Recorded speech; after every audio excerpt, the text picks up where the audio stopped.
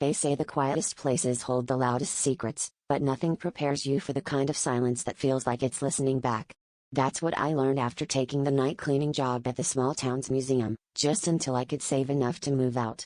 The history wing always gave me chills, with its glass cases and artifacts watching from the shadows, but it was the mask exhibit that truly unsettled me. The first morning I noticed, I thought I was losing my mind. Every single ancient mask, painted wood and bone, some hundreds of years old, was facing a different way than when I left. I convinced myself it was just a trick of memory or maybe some bored curator playing a prank. But it kept happening, night after night.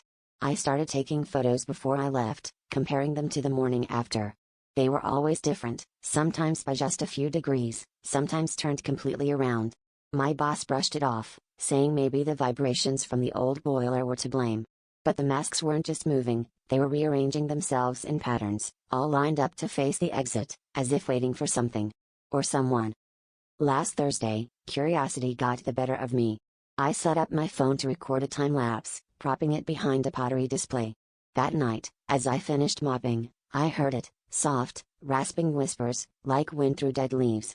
When I pressed my ear to the door, I could just make out the sound, my name, repeated over and over, growing louder, more urgent.